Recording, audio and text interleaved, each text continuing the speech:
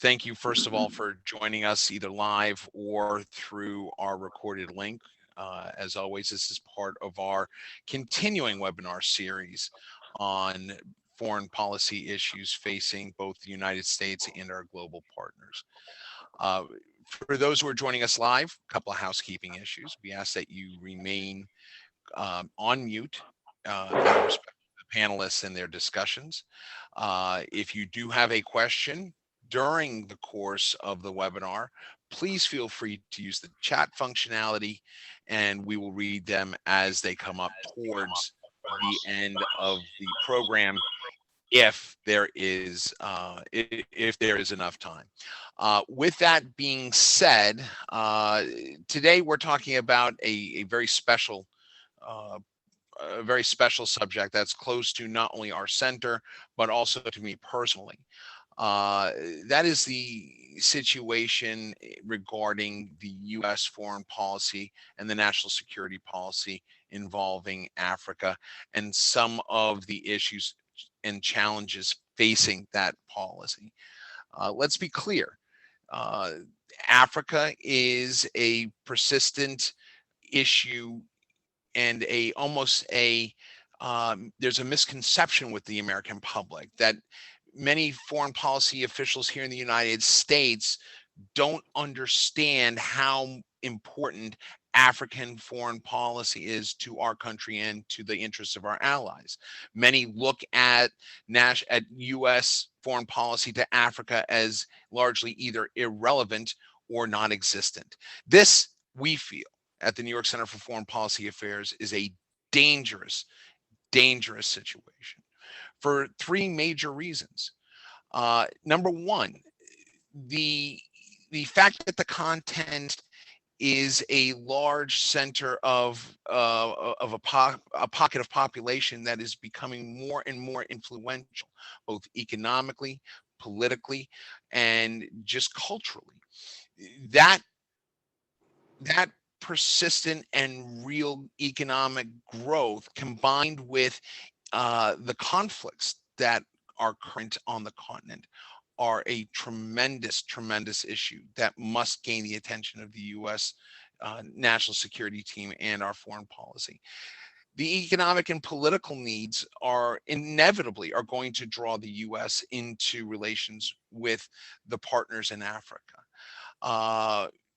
If we do not continue that, we will continue to see further strife, and the harder it will be for us to truly establish a solid footprint in relations in Africa. And third is the national security issues. We must continue to support democratic and economic investment, democratic and economic growth on the continent. The benefits of Africa almost inherently become benefits to the United States.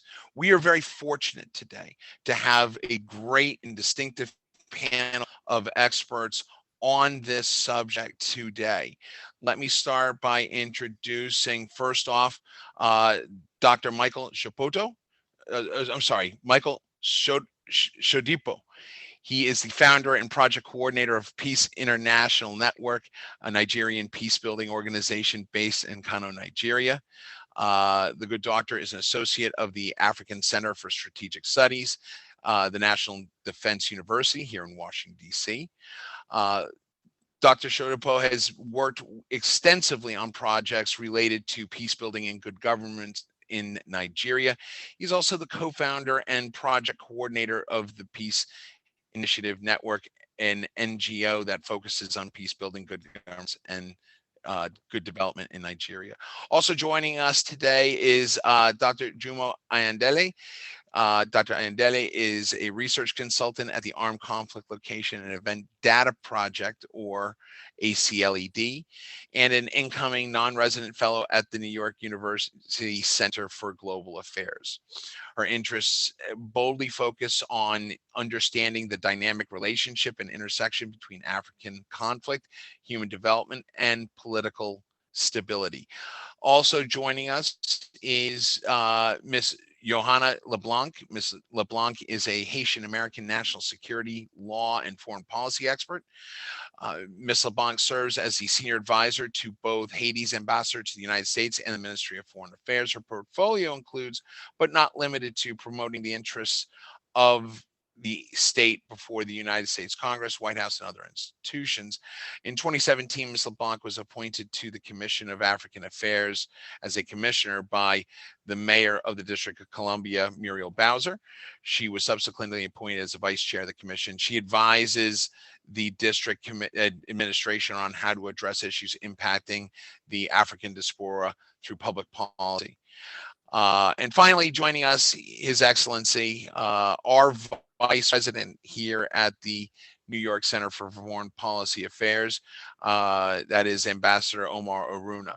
Ambassador Aruna is the former ambassador of the Republic of Benin to the United States, Mexico, and the former representative of the country to the World Bank, the International Monetary Fund, and the Organization of American States.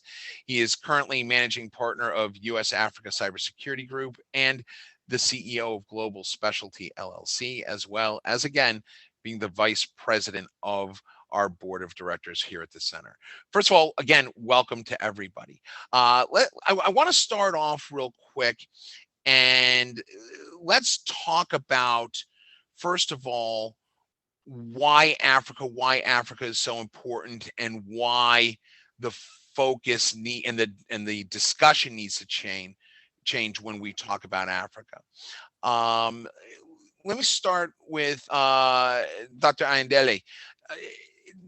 Doctor, when we talk about foreign policy in Africa, why is it that there is this either truth or slight misconception that Africa is irrelevant to the United States and United States foreign policy?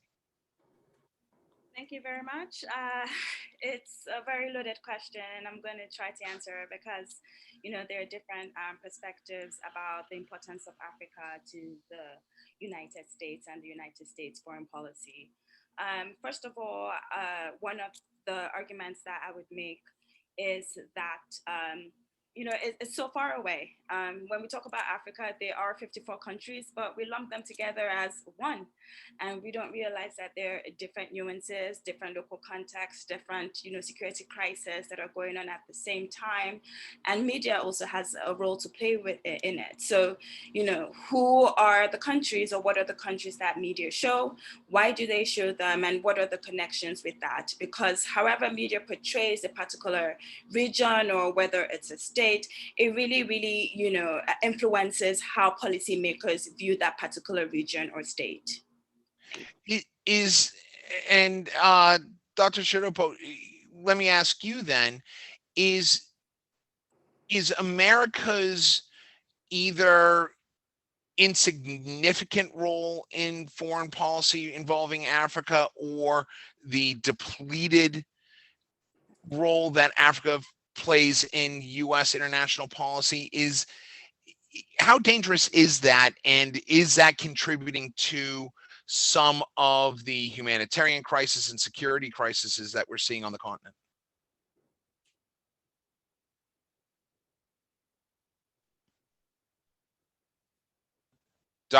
Doctor? Did we?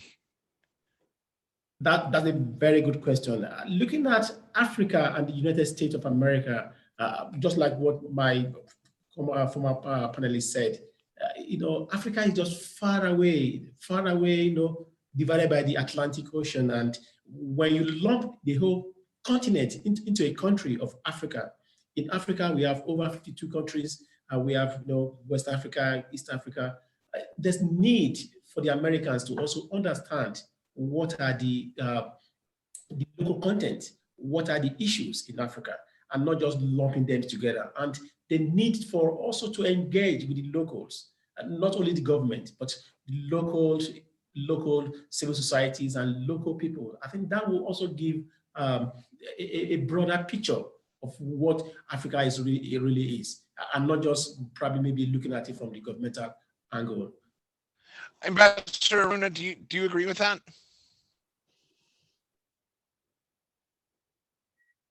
Thank you, Justin. And can you hear me? Yes. Yes. Okay. Thank you, Justin. To some extent, yes, I agree with that. But I mean, on the surface, effectively, we have tendency to lump the Africa as the 52 countries in Africa as one. However, I think in the policy aspect of things, it's getting better. It's getting better with the U.S. government. It's getting better with some of the African government who are advocacy even themselves. So we can see, and in any case, there is a separate interest from the US itself. So therefore, this policy of lumping Africa as as one is really not so prevalent at this point. That's my thinking about it. Evidently, yes, we're still fighting here. I mean, policymakers are still fighting here so they can hear the multiple and different voice of Africa.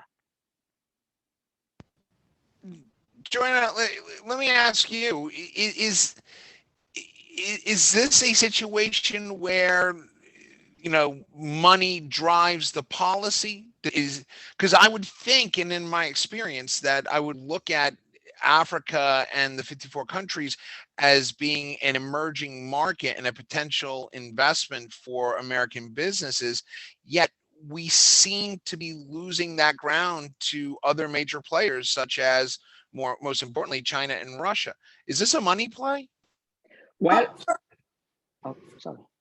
Yeah, Joanna first, and then we can come back to that discussion, Ambassador. Sorry. Yeah. First and foremost, to put this conversation into context, the African continent has roughly 1.2 billion people with the average age of 19 years of age. And I think this is significant in a sense that you have a very young population, people who are ready to work, people who are free thinkers, people who see the world in a different lens from the older generation.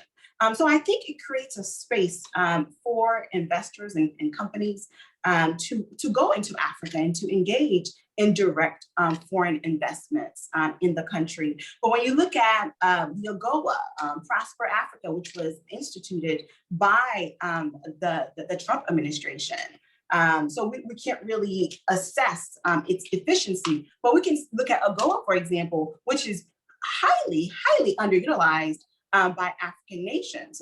So I think that, one, Africa should be a major focus for the United States government.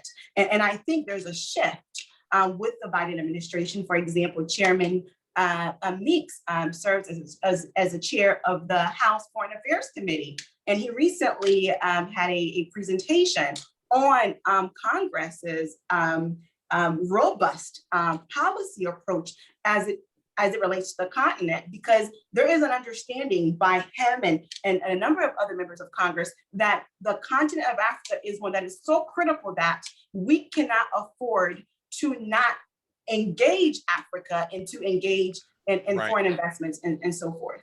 Right. Well, I mean, going off of that aspect, that Ayandele, I guess the question now becomes, when we do talk about Africa and we do talk about foreign policy and national security strategy, the first thing that comes up is the issue of Islamic extremism. We all know about, obviously, Boko Haram and the horrendous actions that they have done.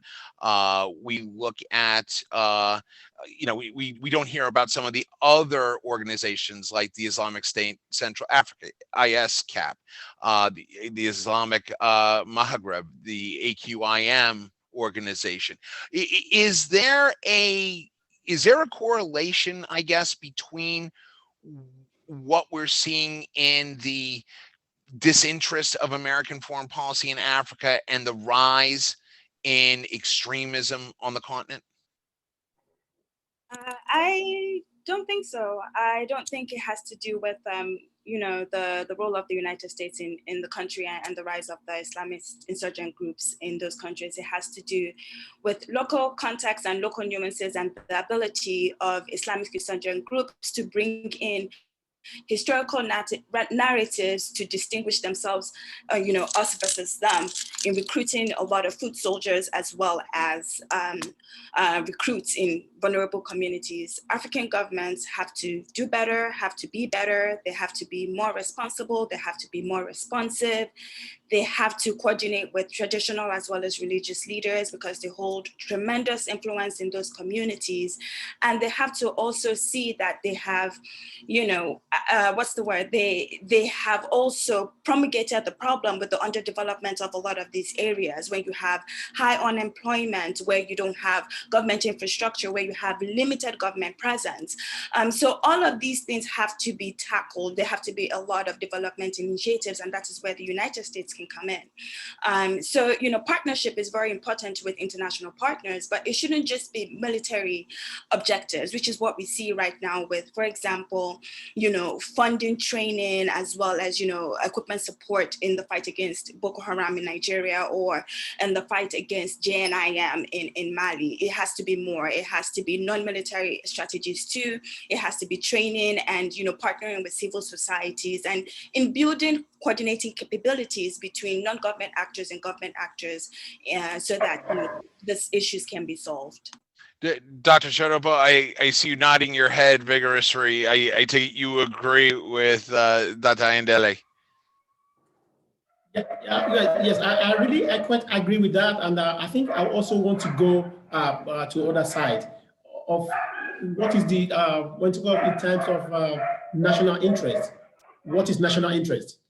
And every country has its national interest, and also same thing with America, with the US, with Africa, because for you to come in to help or to do or to support, how do you feel the people you want to deal with? How do you relate with them? Is it a master-servant relationships, or is it in terms of Nigeria and Boko Haram?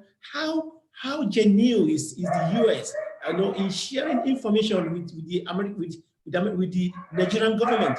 How sincere is the America, in even supportive of the war against terror in Nigeria? I think those are the issues that we have to look at. And the locals in Nigeria, I'm talking of in terms of the people in the northern Nigeria, don't even look at the America as, are they genuine in their interest to support Nigeria in fight of Boko Haram?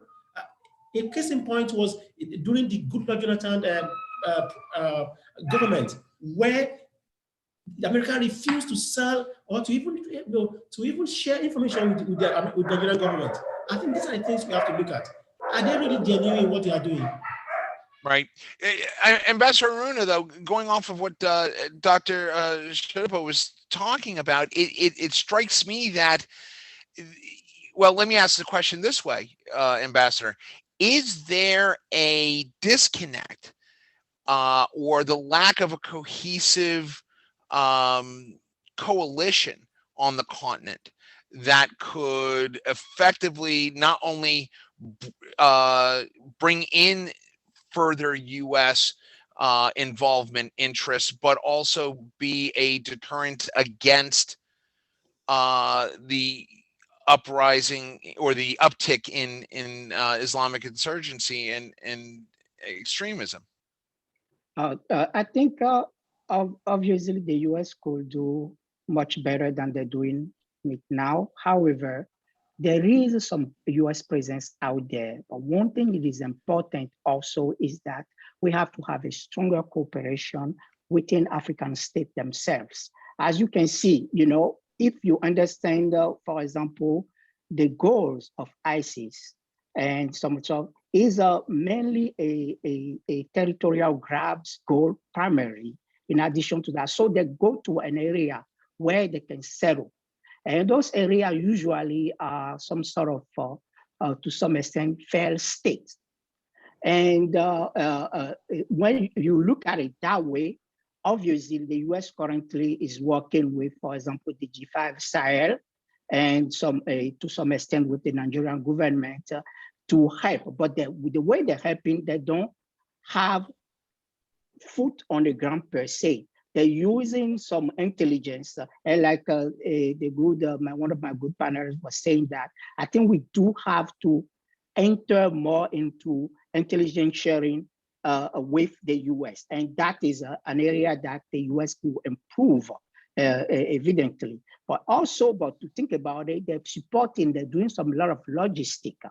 And one thing also is that they're ceding the leadership to European countries, and which I don't think is the best approach from my point of view. And then I'm talking for myself.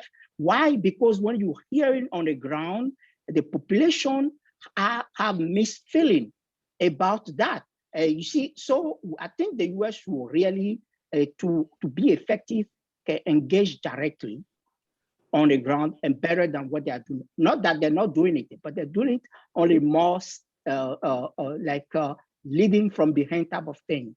However, for the last 4 years, obviously, they were lacking the overall US policy with Africa due to, Trump's,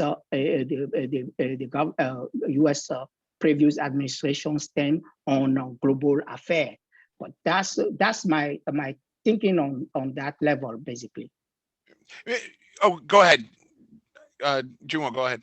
To jump in with the ambassador's point, it's very important for us not to, or for African governments and for local communities not to see the US as an external force, because that would give a lot of this Islamic insurgent group another narrative for why they need to wage the war. So in that sense, the United States and other global powers should be looking at how to complement and how to support regional strategies to, complement the national strategies of affected member states. And that's because jihadist groups do not respect boundaries. They launch attacks in multiple countries. And because of that, we need to strengthen our regional networks, such as MNJTF, such as the G5 Sahel, and, AMISOM that is in, for example, in Somalia. So how do we strengthen the African Union? How do we strengthen ad hoc regional organizations that can also boost the capability and the military capacity of member countries? That is the direction that we should be moving in.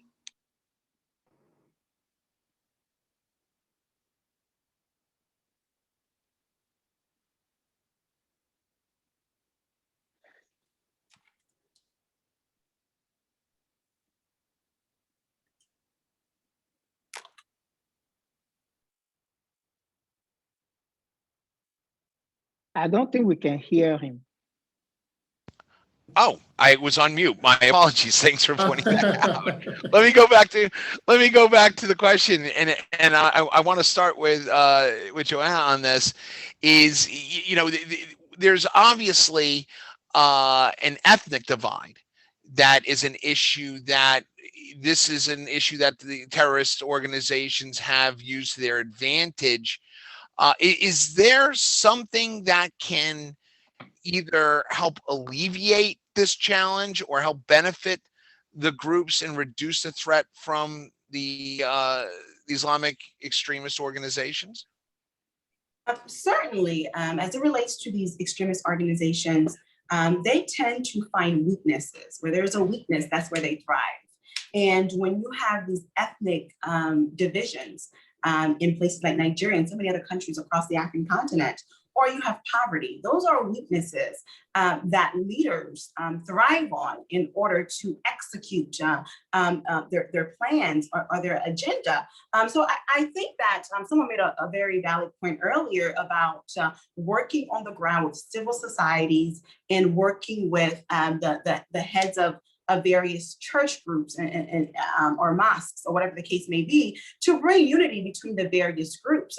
Because yes, you can have the military, the state actors involved, but I think their ability to actually affect change on the ground is limited. And even when it comes to US foreign policy, because you need the people on the ground to join forces with you to ensure that some of the policies that you have in place are able to properly be executed. For example, I think it is a great idea that you have the Joint Task Force program, which is comprised of Chad, Mali, Niger, and maybe I'm missing one other country. So working together and to share information as members, as states, to see what are some of the best practices in our respective countries, and what's working, what is not working. So Joanne, I staying with that thought process for a second, I want to ask you, I mean, doesn't that sound a lot like the role of the African Union? Absolutely, and I think there needs to be more done by the African Union, and I know the people on the ground often call the African Union the rich boys club. Unfortunately, I think the African Union has made some strides to address terrorism issues on the continent, but I think there's so much more that needs to be done. But I think with the Biden administration, we were saying this the other day, multilateralism is back, right? Because you do need cooperation from member states within the African continent, just as much as you need cooperation from the people who are on the ground, the church groups and the civil societies and so forth, to address these very unique and different issues across the African continent, in particular West Africa.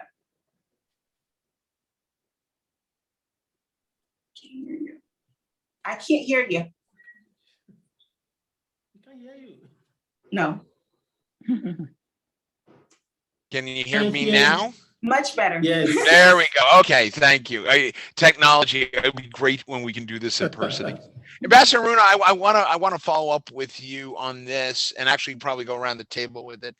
Is based off of what Johanna was saying, and the question on the African Union. Is the African Union still relevant? Does it have a strong play in this, or has it been weakened, and is it insignificant?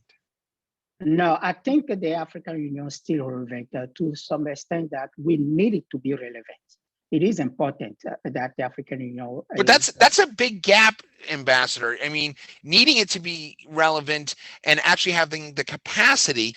Does the AU have the capacity to do it? Good question. I don't think they have the capacity, and I don't think they're looking into the right direction for the capacities. If you look at the continent as a whole, and let's be frank about it, there is a lot of foreign interest in the country. Chinese being one of them, the US, the European being one of them. And from time to time, our organization are weakened by those interactions with those different interests. So basically, I usually say that to people that are advisors in those organizations, you not working for those foreign interests. You're working essentially for Africa. And I'm pretty sure if you do the right thing for Africa, you probably will be doing the right thing for all your partners. So that said, I think it is important that yes, we empower those regional organizations, starting with the African Union. We empower them, and we also make sure that the human resources that are supporting those organizations understand their role, have the, I would think, the credibility to and the will to advance what they want to do, and be able to stand up when they are offer a solution that's not adequate to the situation. We cannot hear you. There we go. Again, technology. I love it. Michael, going off of what Omar was saying, should the member states of the African Union be putting more emphasis on the role it plays in not only the obvious, and that would be, security strategy continent-wide, but also in helping the economic development challenges that we see in places like Central Africa? Am I misreading that, or is that the question? Yeah, well, I think if you go back to the memory lane, how and when the African Union was formed, where we have such the Monrovia bloc, the Casablanca bloc, and all the blocs that comes to form the African Union, with various interests and diverse interests, both within and without. And just like what the ambassador said, there are a lot of interest, both the European interest, the American interest, the Chinese interest now that is at play in our continent, that more like dragging even the process of development in the continent. Because you have, it's a matter of stick and carrot. When you don't if you tilt to the east or to the west, you are being lashed by either of the two. Like, let's go back to the Cold War era, where you have the West and the East. The battleground more so was in Africa. And the same thing, we have this neo economic system now, the trade, the trade regime that is not fair to Africa. That is not fair to Africa, where you have a product from here that when they go back, coming back as buy the end product, more expensive than even the commodity that was taken from Africa. And these are the things that more like sandwiching the growth of the continent, where we don't have more like level playing field in terms of economy. So when you don't have strong economic backing, how do you have political wherewithal to do what you want to do? When we know that when we also know that even the World Bank regime and the IMF all is still towards Africa, and is to give you a regime of saying, yes, you have to do this, you have to do that, not allowing Africa to evolve on its own. But it's like we have to dance to the tune of either the East or the West. I got to go to Jumo on this. So you look like you've been contemplating these answers. I want to get your thoughts on that. My fellow panelists have made great points about, the African Union and what the role of the African Union is, and, how interest from the West and the East also play. I will have to disagree with the ambassador and say, the African Union has a very, very important role to play when it comes to the peace and stability of the region. And, that's because there's really, really a difference between, for example, peacekeeping versus peace enforcement. And African armies are well versed in peace enforcement, especially given the type of security threat that we are facing at the moment. So with that said, African armies are able to deploy faster compared to, for example, if you had a foreign force coming in from the West or coming in from the East. They are more likely to be seen as more legitimate in the eyes of the local communities, and member states have an interest in actually trying to address a lot of these issues that have negative spillover effects. Now, when it comes to, the security crisis, the war on terror has really influence the way African states as well as the African Union view the situation on ground. So, are member states and the international community willing to support and fund non-military strategies? You see that, when you look at the packages, and there's a very, very good example, the RSS with the Lake Chad Basin Commission. It's lacking a lot of funding, but there is money being pumped into the NNJT and money being pumped into, bilateral and individual member states. So we have to step back and not be hypocritical with where does the money go? Where do international partners, or what sectors do international partners want to fund? And because of the way the war on terror has been framed, it's more military approaches. But and let me follow up with you on that one, Jumo, because we hear about, like, for example, Mozambique receives a lot of the brunt of the attacks and the damage from all three of the major Islamic extremist groups. But they're also getting the most aid from other countries. Is Mozambique the model of what the other African countries in supporting the national security and the economic issues there? Is Mozambique, should other African countries receive that same aid, even though they don't have the same relationships that they have with Russia and China that they do in Mozambique? We need to move away from, a one-size-fits-all solution. So, the aid that Mozambique is getting is based off of the local context that is happening in Mozambique with the protection of the liquid gas lines, based off of the interest of the Chinese and the Russian government. It's very different from, you know, the aid that should be received by Nigeria. So for example, as Dr. Sodipo has, you know, correctly pointed out, for the Nigerian government, what they need right now with the fight against Boko Haram is intelligence. So the type of aid that should be, you know, poured into Nigeria should be, how do we increase intelligence gathering capabilities? And how would that inform the fight against Boko Haram? And it's going to look very different from, you know, the aid that is being received in Somalia with AMISOM, or the aid being received in Mali. So we need to stop. This is not to say we can't learn from each other. We can, but it's not a one size fits all. It depends on local context. It's you know, based off of what group that you are dealing with, because when you look at the surface of these groups, they seem like they all espouse the same ideologies, the same Salafist ideologies. But when you talk to, you know, vulnerable populations and civilians that have been affected by the activities of these groups, you find out that these groups are distinct with regards to how they're structured, their membership, the tactics that they use, and their targets. So the aid has to be different, because the groups operate differently, even though on the surface they seem similar. Joanna, I want to talk about a subject that is getting a lot of attention, not just on the continent, but globally. And that is the situation of the recent increase in women and suicide bombings.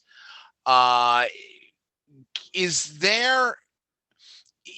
the media turning this into a larger issue than it is, or is this something that ISIL or ISIS and Boko Haram are using to exploit security weaknesses and exploit the humanitarian weaknesses that might be happening in the region? Absolutely. I think you're correct on the idea that Boko Haram is certainly exploiting the humanitarian challenges that impact the region. When you have issues around food insecurity, you have you know, folks don't have access to some of their necessities, and it goes back to the point that I made earlier, where there are vulnerabilities. That's how ISIS and these insurgency groups are able to recruit. And to simplify this, let me explain this. When you look at gangs in the United States, gangs have traditionally been able to thrive in impoverished neighborhoods. You're not going to see as many people who are wealthy or people who have a certain standard of living to be involved in these gang groups. Generally, that's not the case. So it's the same thing here when it comes to these insurgency groups. When people feel as though they are not being heard and they're not being provided with the appropriate resources to pursue their day-to-day activities, they result to joining an organization that they feel could potentially assist them in the development of their own personal aspirations. And you look at Boko Haram, for example. Boko Haram is in the area, in the region in Nigeria that has been neglected the most by the Nigerian government. So if you, and the region is one that feeds the entire country, right? When it comes to farming and so forth. But when you go to places like Lagos, Abuja, Boko Haram is not even discussed in those places, because Boko Haram probably would not thrive in those places because they're not neglected by the government. So the increase that we see in terms of women joining these types of insurgency groups is a result of a lack of access to resources. And Boko Haram and other groups are simply exploiting on that reality to execute their own agenda. Jumo, you agree?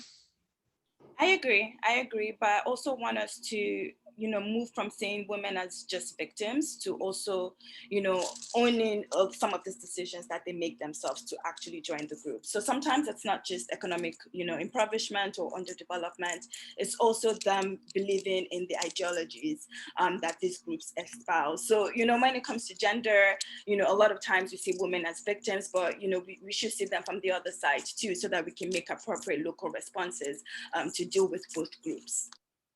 Michael, I take it you concur with this as well?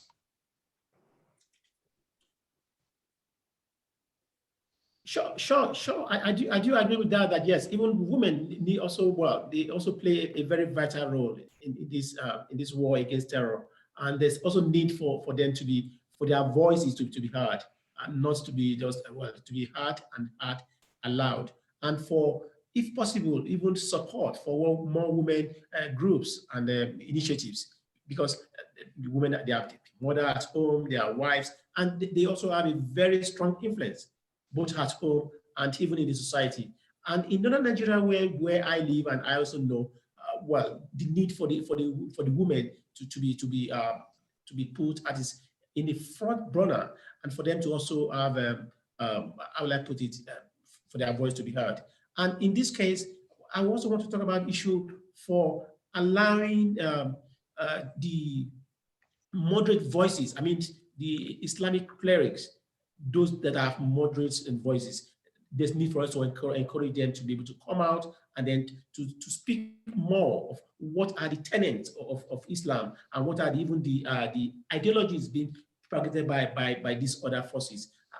There's need to separate between what is the real tenet of Islam and what is being preached by this group, which is un-Islamic. And we've seen that even in the community, that where attacks are being carried out, you find even more attacks on Islam clerics, on the mosque, on the streets, even in the Muslim cities, more than even in other areas. That not to say that we don't have the group also attacking Christians, but there's need for us to separate the wheat from the chaff, and then for us to know how to deal with the moderate voices in northern Nigeria. You know,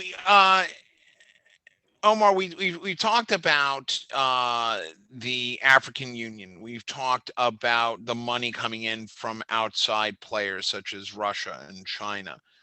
What we haven't spent a lot of time is talking about an organization that we see routinely throughout the continent, but it doesn't seem to have a major effect, at least in the eyes of many of the Western NGOs and diplomatic affairs folks I talk to, and that's the United Nations. Should the United Nations play a bigger role in helping the security and the economic development of the member states in the African continent?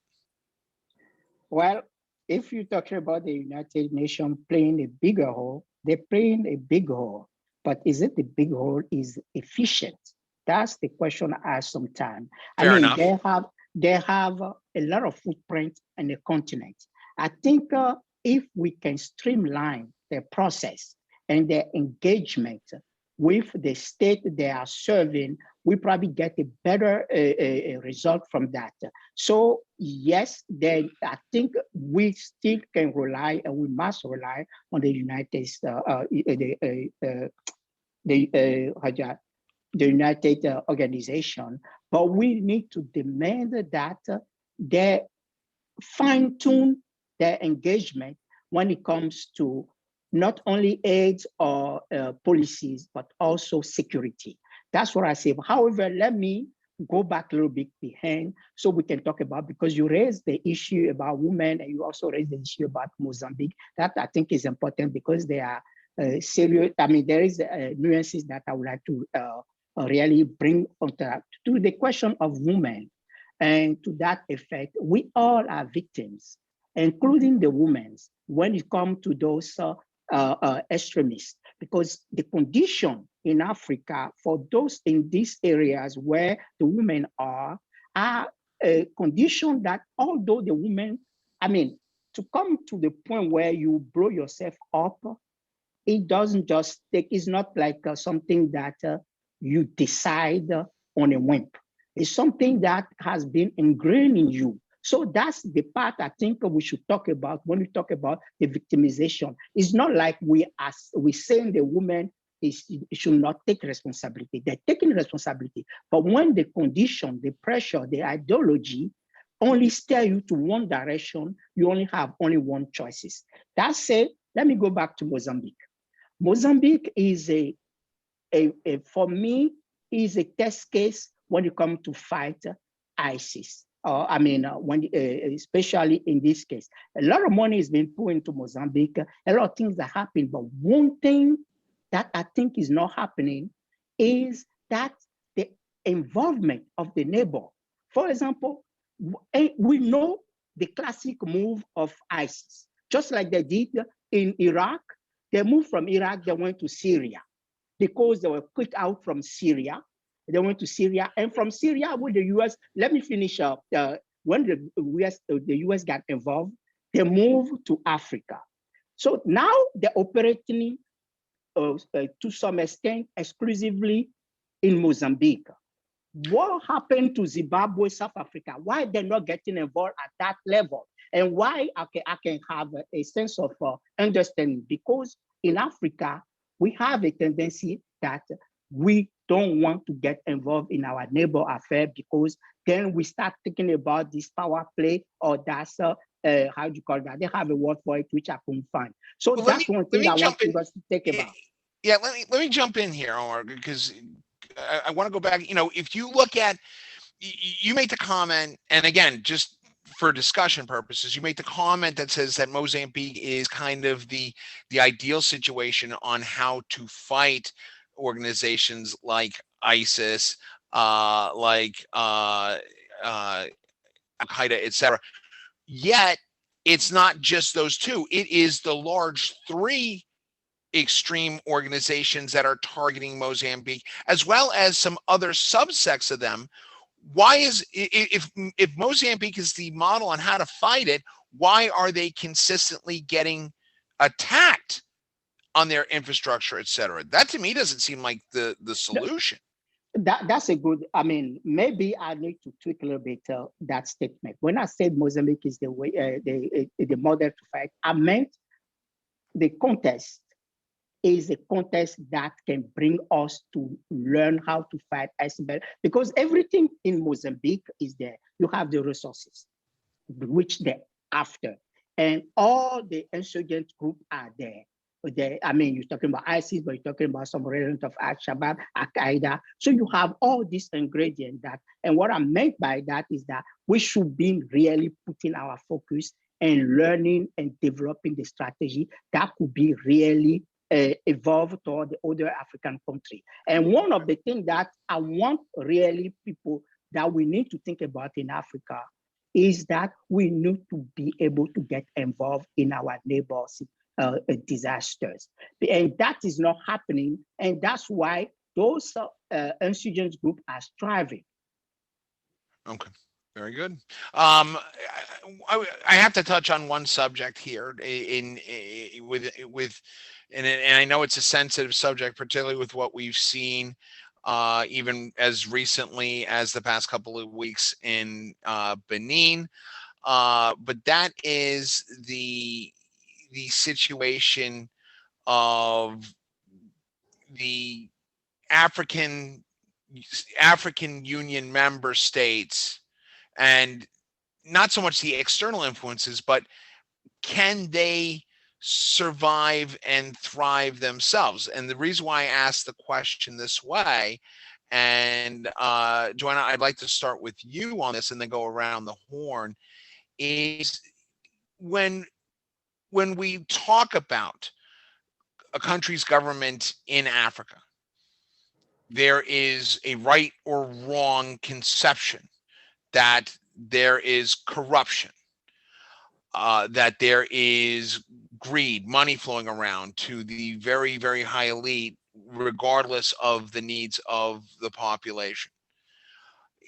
I guess the question, this is a hard question, this is just for discussion, let me preface this, is can the countries that consist of the African Union, can the countries on the African continent thrive, survive, without them first looking inward and fixing some of the problems that we see in corruption? Is it possible that these governments can do so?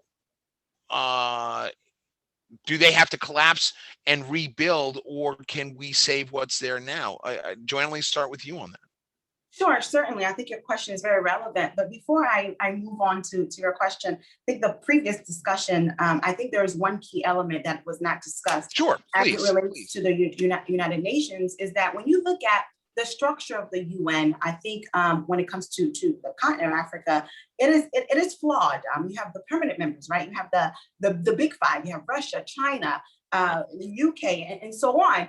But why isn't that Africa is a permanent member with a continent of 1.2 billion people, and the population is going to continue to rise. So before you can actually address, as a body, address terrorism in the country, you need to have the continent be a permanent member on the UN, through the UN. And second, the UN. Hold on, Joanna. I can't hear you. We cannot hear you. I can't hear you.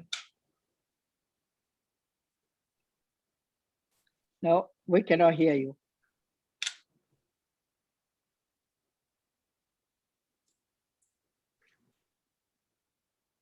No, not yet. Okay, now. Okay, now I There can we hear go. you. There we go.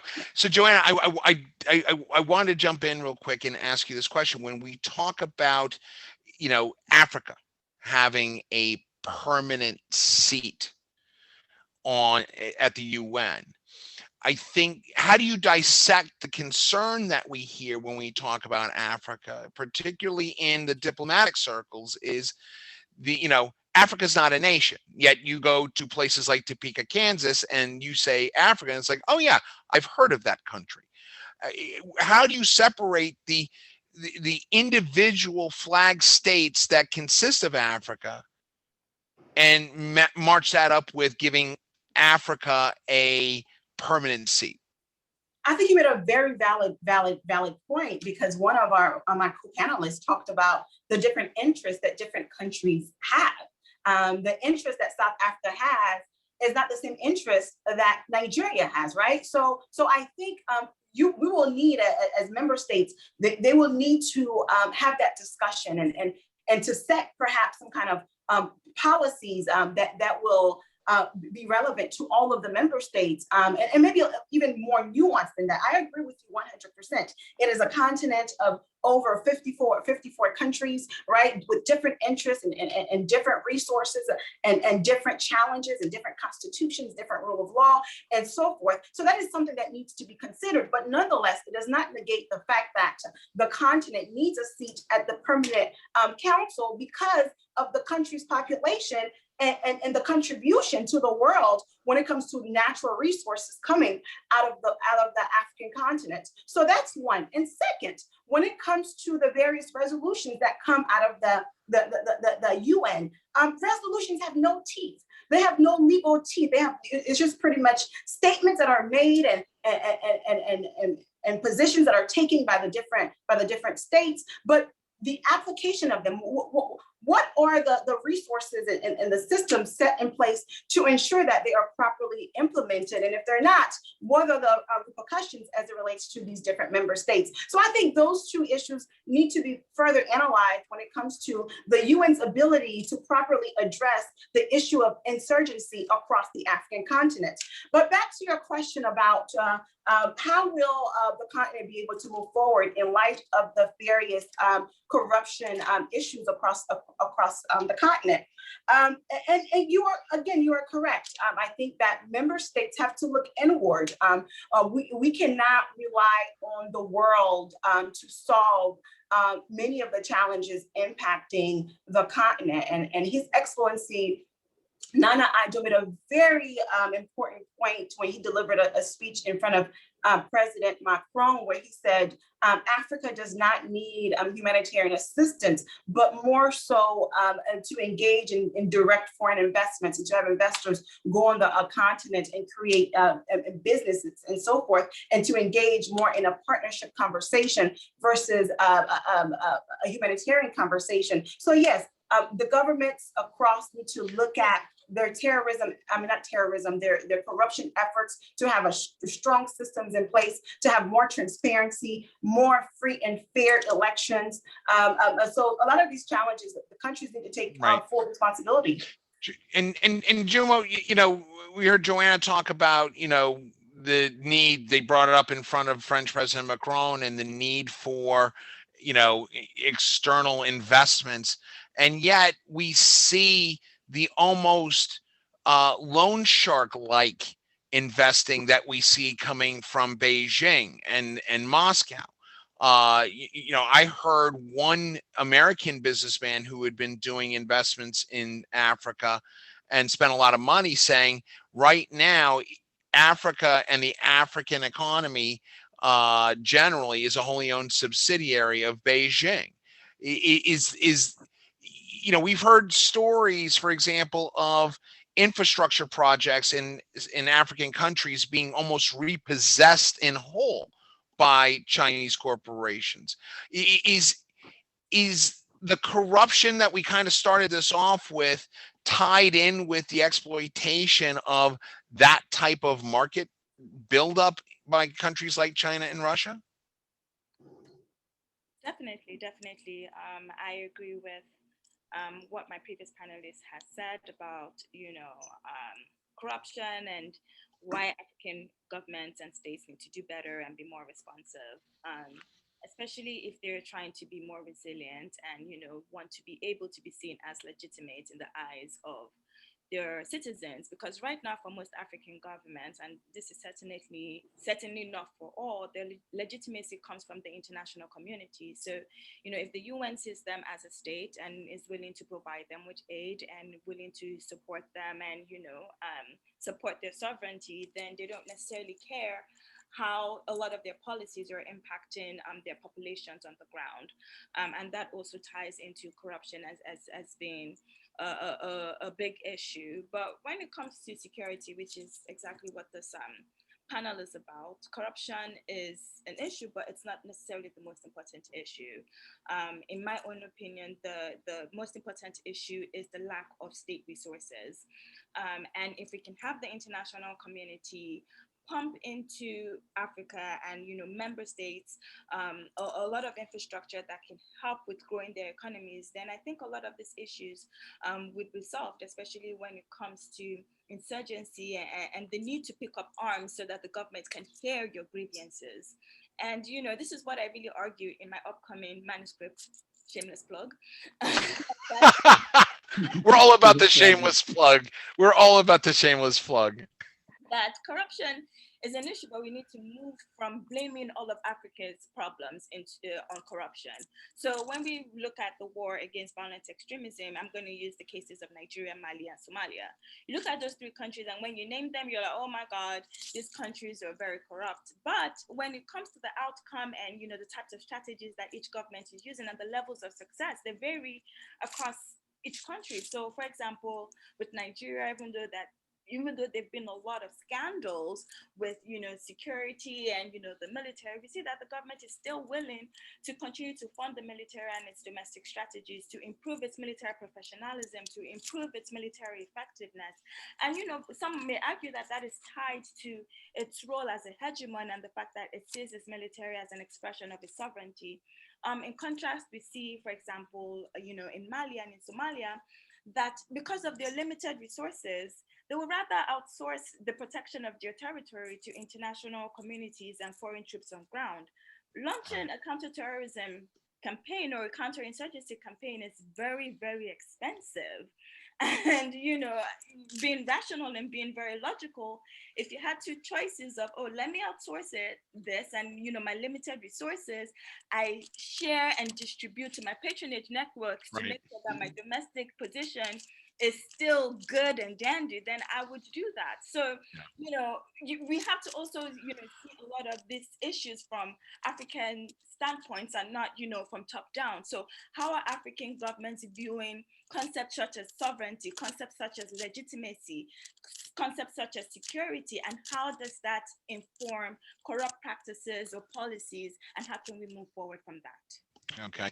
Well, we've hit the ceiling here on our time here on this webinar. I could go on for hours about this topic, and I would love to hopefully bring everybody back to the program again, and continue talking about the issues facing Africa and the African continent.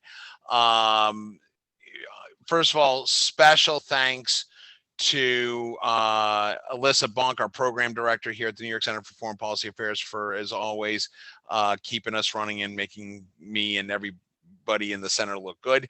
Want to thank our research staff, Juliana Iwazinski, Kayla Murphy.